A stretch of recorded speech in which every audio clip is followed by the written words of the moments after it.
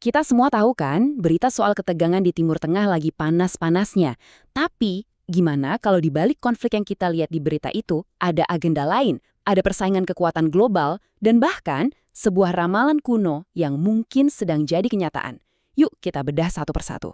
Nah, ini dia titik awalnya. Ini bukan perang agama. Pada awalnya.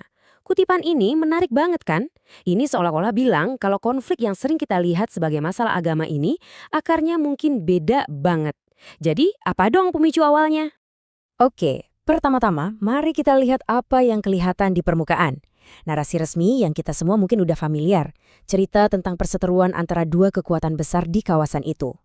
Di satu sisi ada Israel, yang jelas banget didukung oleh Amerika Serikat. Di sisi lain ada Iran. Ini udah kayak drama geopolitik klasik yang pemainnya kelas kakap semua, di mana setiap langkah mereka bisa berpengaruh ke seluruh dunia. Tapi apa benar ini murni soal persaingan regional aja? Atau jangan-jangan ada agenda yang lebih besar dan tersembunyi? Nah, sekarang kita coba kupas lapisan pertamanya buat nemuin sebuah ambisi yang ternyata udah ada dari lama.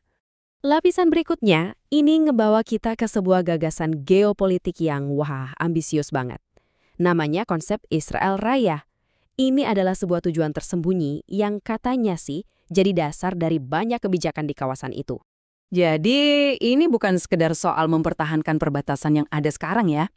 Konsep ini tuh soal visi buat memperluas pengaruh dan jadi satu-satunya kekuatan dominan di Timur Tengah. Semacam impian buat jadi penguasa tunggal di sana. Terus, seluas apa sih ambisi ini? Coba bayangin, wilayahnya itu dari Sungai Efrat sampai Sungai Nil. Artinya, sebagian besar Lebanon, Yordania, Suria, Irak, dan bahkan Iran bakal masuk ke dalamnya. Ini bukan lagi konsep abstrak, tapi udah kayak rencana ekspansi yang ada petanya.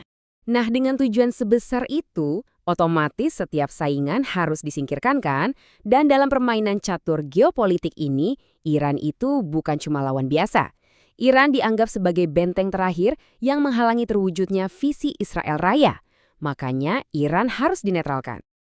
Tapi ceritanya belum selesai. Gimana kalau pertarungan antara Israel dan Iran ini ternyata cuma bidak catur dalam permainan yang jauh lebih besar? Sebuah permainan antara kekuatan global timur dan barat.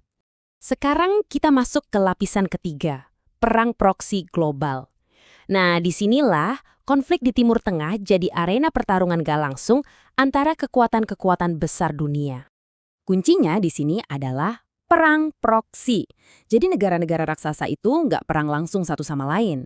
Mereka malah menggunakan negara-negara lain sebagai pion di papan catur global buat memperjuangkan kepentingan mereka